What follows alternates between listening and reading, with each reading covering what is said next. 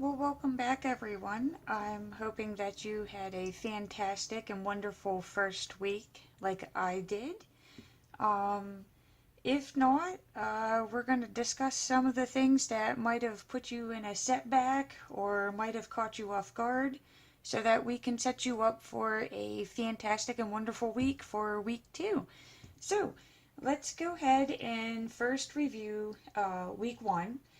Um, Again, if you haven't seen any of my previous videos, I chose to leave the top row for any of my personal and daily activities. Um, the second or middle row is reserved for any income or, money coming in. And the bottom row was reserved for any expenses or money going out.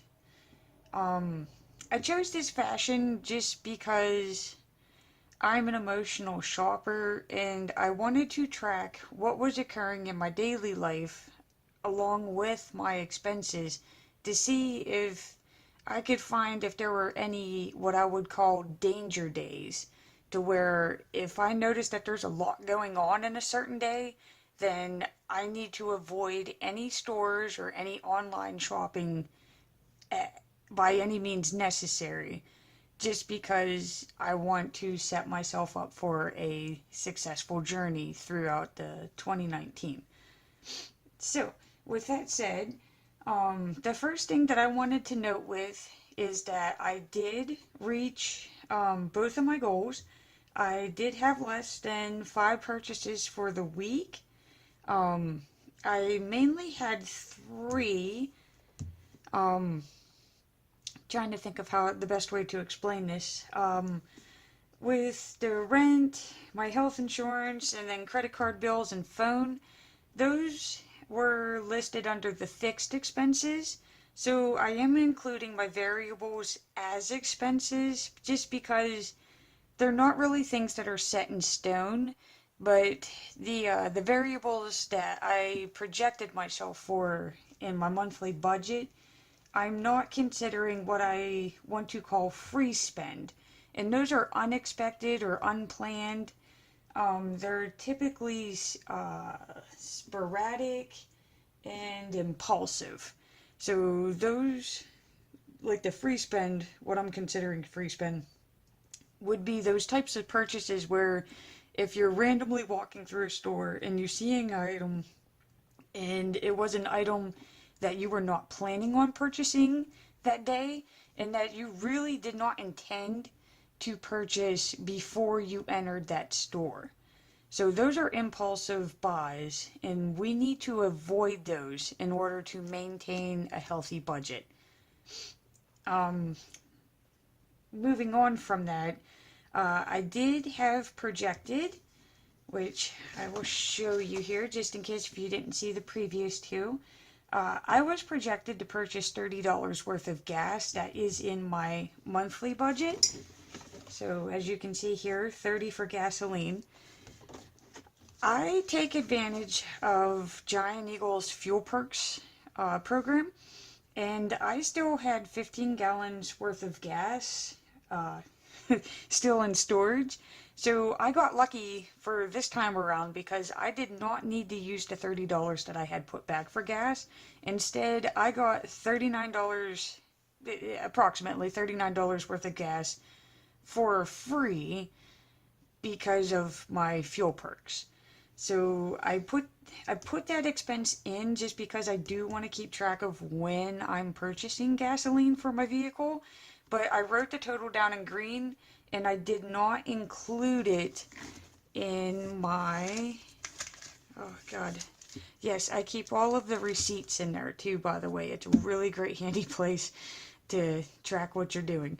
But I did not list my gasoline purchase in the expense tracker just for the fact that I had it. I did not need to use cash, credit, or debit.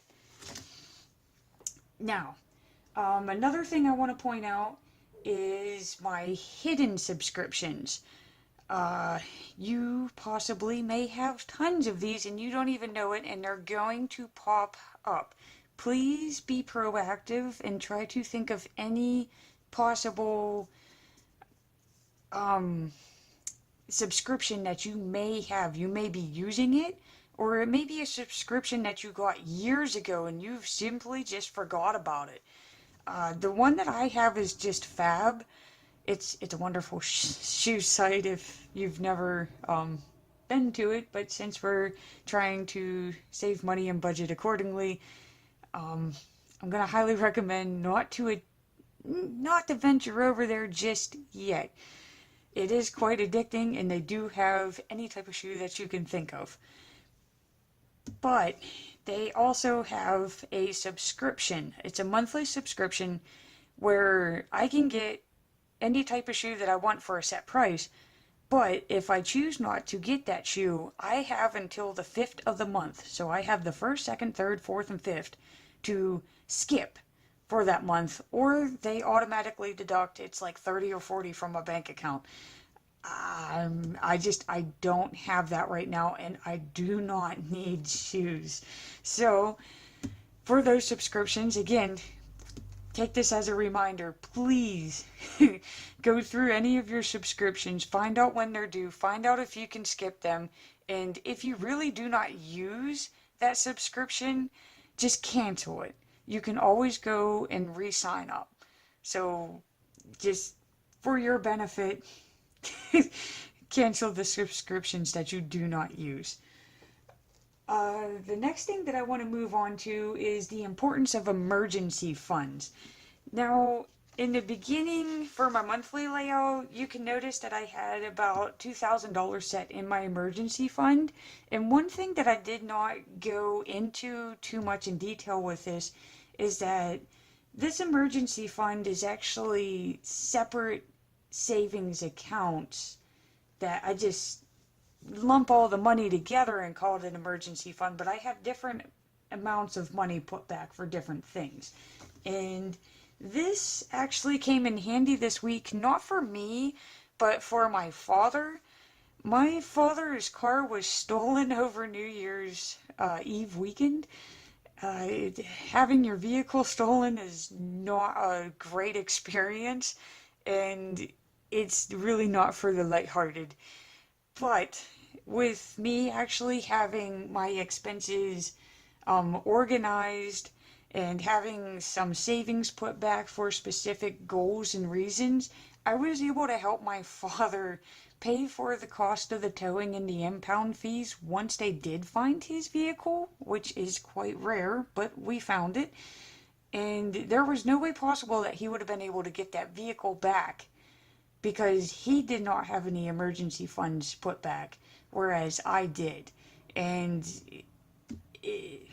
I mean, you can just imagine how wonderful it feels to know that you are financially organized enough to assist your parent when they are in need. I mean, definitely your father whenever, his car is gone. So we know how men are with their toys. So this was great. And I am so glad that I had that money put back and I was able to basically save the day. The other important thing with having those sub funds of your emergency funds is that they stop you from tapping into your other savings accounts. So, like if you're saving for a goal, such as the one that we have in the beginning of our book, like this savings goal. I mean, granted, I only have 50 because we just started, but let's say that I had, we were in November and we were close to the 500, 600 mark. If I wouldn't have had those emergency funds put back, I would have had to take out the money from this jar. Granted, it would have been there, but it would have been a little bit more depressive, for lack of a better term, to take out your money from your savings goal rather than an emergency fund. The other thing that I wanted to stress on the importance of having an emergency fund is the fact that you are no longer relying on credit cards for emergency situations. So I didn't, which was great for this circumstance because the tow truck driver who had his vehicle and was going to deliver it did not accept credit cards. So we would have had to taken out a cash advance, which I'm not sure if you are aware of those, but or have ever experienced those, but they have really high interest fees. So we avoided having to even think about using a credit card to get his vehicle back because of the emergency funds. So again, I cannot stress the importance of setting up an emergency fund immediately. Whether you're putting in $10, $20, $50 this month, just start one. Your future self will thank you.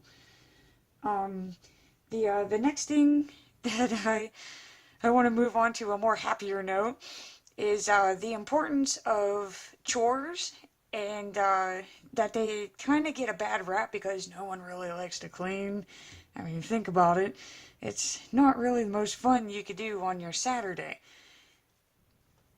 However, I have found that the tidier my home is and the more organized it is, I gain a sense of calmness and relaxation and just, I don't know, just everything just seems to be better with having a tidier home. It's less chaotic. So, although chores kind of suck and they're not really fun to do, try to keep up with them throughout the week. Like, I know I have them listed on Saturday, but I do genuinely, like, check out my kitchen and that and try to get, like, some of the dirtier stuff, like my ovens, microwaves. Like, I'll do those on these days. Your bathrooms, again, seriously sanitize them. Uh, I mean, there is nothing better than laying down in a bubble bath in a freshly cleaned bathtub. Like, that is peace and quiet and serenity at its greatest. Laundry, you don't want piles of laundry laying around your rooms or, the stinking smell of them. I mean, just seriously, just take a day and get it done. And I mean, you don't have to be doing chores 24/7 on this day. You could be getting your laundry done and reading your favorite book or watching your favorite movie. Another thing that I like to do is I will do my circuit training exercises while I sweep my home. So I'll vacuum a room and then I'll sit and do like 20, 30 push-ups and then I'll sweep the next room and I'll get the squats or the crunches or whatever they are. I incorporate fun things when I'm cleaning the home, and then afterwards, I get all of those things completed, and I get to enjoy a clean home when I'm done. So try to be creative whenever you're completing these tasks. Uh, let's see here. The next thing that I would like to move on to is that I try to prepare all of my accounts and try to predict any incomes or expenses for the entire month, and then I summarized it down into the week so that I could just focus on the week. The next thing is that I did set a free spend limit of $15, and this is actually a psychological trick of where if you give yourself $15 worth of cash, or whatever amount that you wanted or you said or you were able to afford, if you put that in your wallet and you do not allow yourself to use debit cards for things that are not projected or planned within your monthly budget, you are more likely not to spend that money because it's physically harder to hand over cash for an item than it is to swipe a debit card or credit card for that same item. And the psychological explanation is that when you are swiping a card, you still have that object in your hand. You're not releasing it or handing it over. So you're really giving imaginary funds to the cashier, although they're not imaginary because you're going to find them a month later on your bank statement. But the psychological trick is that when you're handing cash over, you're not getting that same cash back. You're getting less back. So you really have to think about, is that item worth what I'm about to hand over? So you will spend less. And in this case, I did not spend any of my free spend money at all this week. And I came very close to it. Thursday was the day. As you can tell, it was a very stressful day. And I did find myself wandering around in a store. I'm not going to name it, but I found myself wandering around and just randomly looking at items. And I was picking them up and looking at them, and I had to put them back on the shelf because I had to ask myself the three major questions of, do I really need this product? Will I really use it? And what are my actual motives for making this purchase? And it turned out that no, I'm not going to use that object. No, I don't need that object. And the whole real motivation for purchasing it was just that I was having a crappy day. So I put the item back down, glanced at it, said, that's a nice thing, but I do not need it. And I was able to walk away without spending, which is very difficult for an emotional shopper. Let's see here. The other thing I wanted to hit on is, even though it might be difficult to see because it's yellow, but I love the yellow with the blue, is my no spend tracker.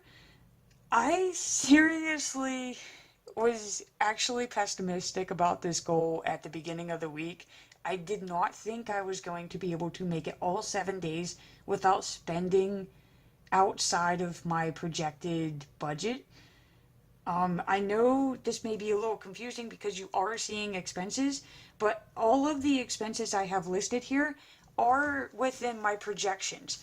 I did project to spend out of those categories, and they were actually listed on my monthly layout. So I followed the rules for this week, and I'm hoping that you did too. It's actually really great and motivational to be able to sit and check that off every day knowing that you did it. You stuck with your budget. And that is one thing that I've never incorporated into a budget plan before. And I liked it so much that I did put it onto the next week's because this was really great for me. Maybe it doesn't work for you, but I mean, if it does, keep sticking that on all of your weeks. Even write it in if you don't have the sticker. It's really easy. Just write no spend Monday through Sunday and just check off each day as you go through and you do not spend outside of your budget. Let's see here. The last thing that I wanted to note, which might be confusing, again, if you haven't seen any of the previous videos, is that I have my overtime listed separately from my income. And that is because with me getting paid bi-weekly, it's really difficult to plan accordingly with a bi-weekly pay, just because some days you're paid on the 4th, where other days you may be paid on let's see here, you might be paid on the 7th or the 2nd. I know for sure for February I'm going to be paid on the 1st, where for the month of January I was paid on the 4th. So in order to counteract any confusion or problems that this may have caused, I went ahead and just saved up one entire pay before even starting this. So if you find yourself that where you're having the same type of problem, I know it's difficult when you are trying to budget, but try to start putting back funds that are going to be equivalent to one pay. Then this way you can set yourself up for the following month once you do acquire those funds. And it's a lot less messier and it's a lot more easier to follow. So again, that's why I have my overtime listed separately than my income, just because I did not have access to this overtime until this day. So I just wanted to try to keep track of that. And the last things that I would want to follow are the expenses. So again, I listed any of the planned expenses.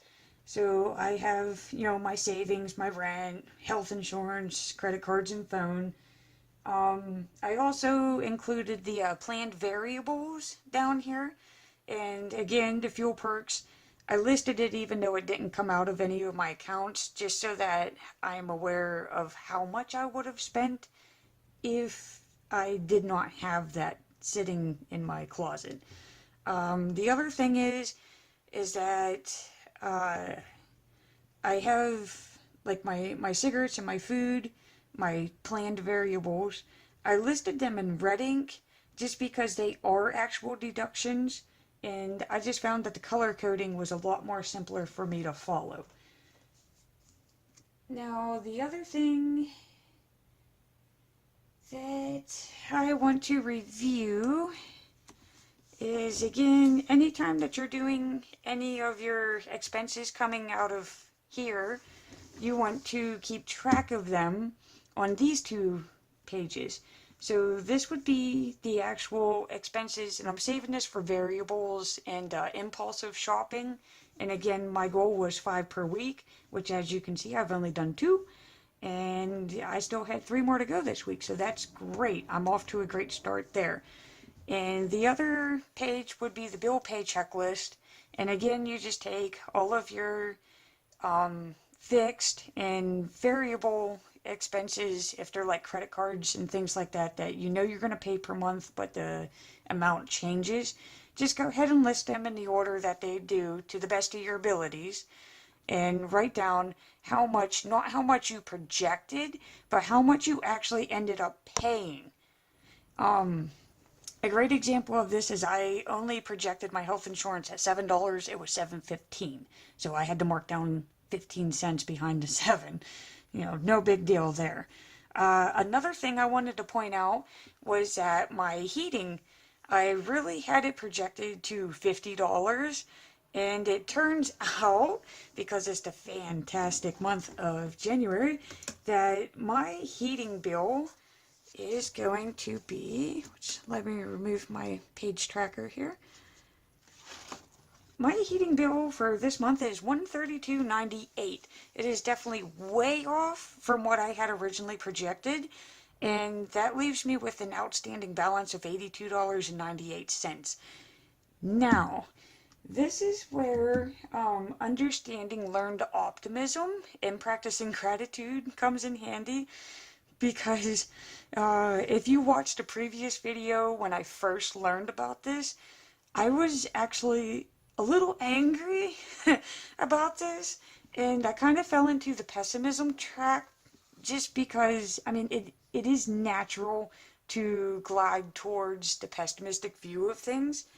However, after sitting and analyzing and reviewing my finances, I was able to see that it's not the end of the world. It's not pervasive. So again, if you're unsure or you've never heard of the 3 P's of pessimism, they are personalization, permanence, and pervasiveness. The main thing with this one that I wanted to let's see here, explain with this one would be that it wasn't pervasive. So just because I kind of misplanned or misjudged what my heating bill was going to be, it doesn't mean that it's going to carry over into every category that I had projected. So just because I messed up on projecting my heating bill doesn't mean that I messed up on projecting what my phone bill was, or what my credit cards were going to be, or what my electric's going to be. You know, you never know.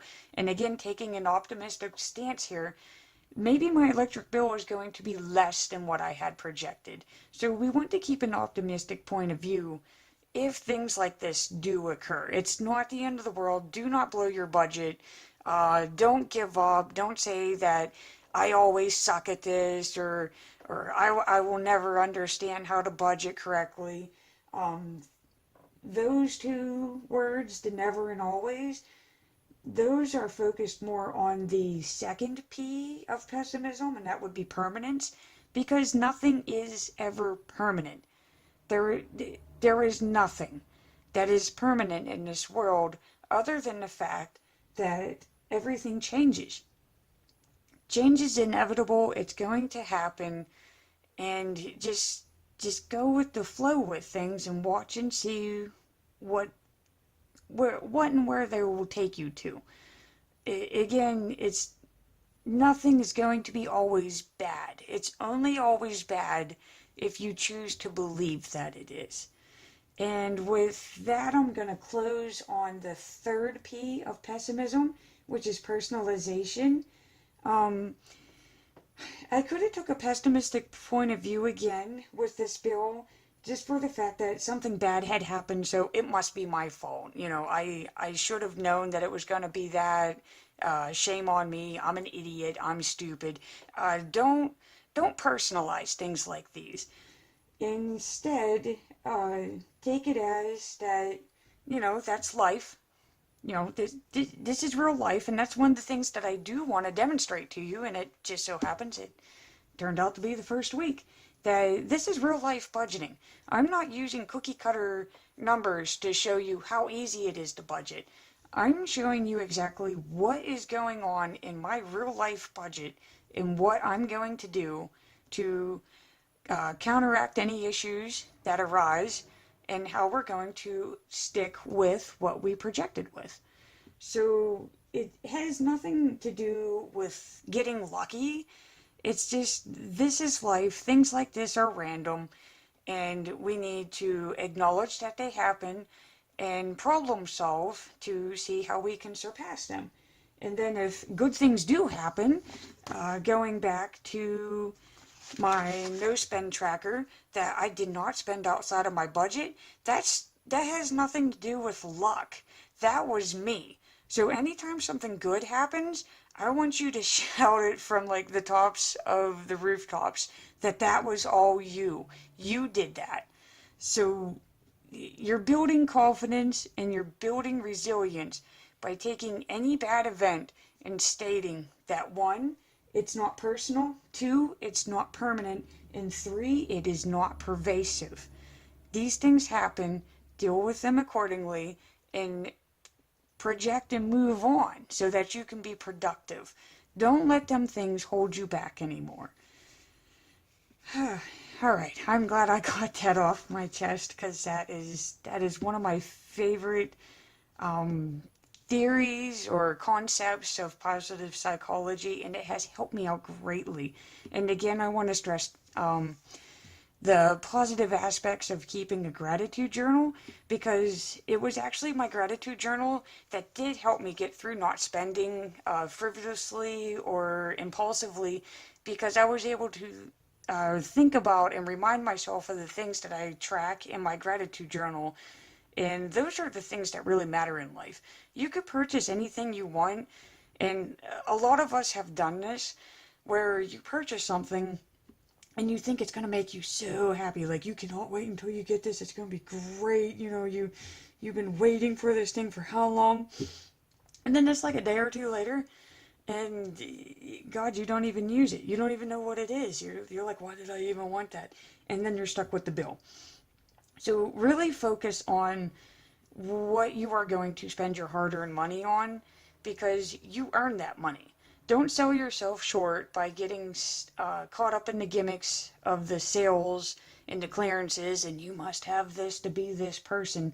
Don't get caught up in those. That's how you get stuck in situations like this, where you don't have the funds to do the things for personal development and growth and sharing opportunities with friends, family, and your children. So again, if you are going to spend your money, make sure that it's spent on something that can help you grow and develop as a person and as a family, or assist others in your community. And I think that pretty much sets us up for the next week.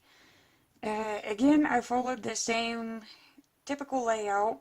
I do need to focus more on my assignment, so I did set a block specifically for that. I added a no spend tracker again, because that was really helpful in the previous week. Again, I really stress the importance of keeping a tidy and organized home. And again, while you are tidying and organizing your home, you're going to find items that you no longer need or you have forgotten about. Again, list them. List them on, your Facebook seller group, or list them on eBay. List them on whatever selling source you can think of. Just to get out items that you don't need and are causing clutter in your home, and it can generate a small fun money spend account, or they could help you pay off debt. Either which way, it's a source of income that you didn't have that was cluttering up your home. And the other thing that I know, there was one more thing that I wanted to point out, is the importance of planning out your dinners.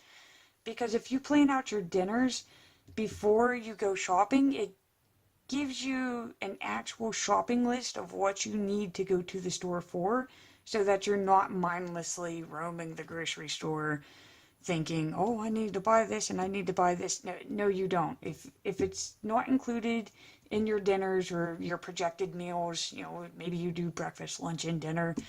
Me and my son are out of the house for most of the time, so we really just need to acquire the dinner materials and then some snacks. So I really want to emphasize the importance of planning out your meals and having a shopping list and sticking to that list before you even step foot in that store. And before you even go to step foot in that store, make sure that that shopping list that you have is less than the projected amount that you have set for your budget. Or again, you're going to go over. Whether you have the best list and you stick to that list, if it's over the amount that you have projected for, you're going to blow your budget. And we don't want to do that. So please plan accordingly and spend by following your goals. Okay. All right. Well, I think that is everything that I wanted to get through. And again, I'm sorry if I sound a little winded. It's been a really hectic week, and I am actually so excited for Monday to be starting tomorrow. And but overall, this was a really great week, because even though we had some unexpected events, it still went really well and smoothly, and I'm really enjoying this layout that I have. So I'm hoping that everything went well for you, and that you've met and achieved all of your weekly goals, and that you are set up to prepare, and you're prepared for the second week of January. And I guess I will see you again next Sunday in my week 2 review video.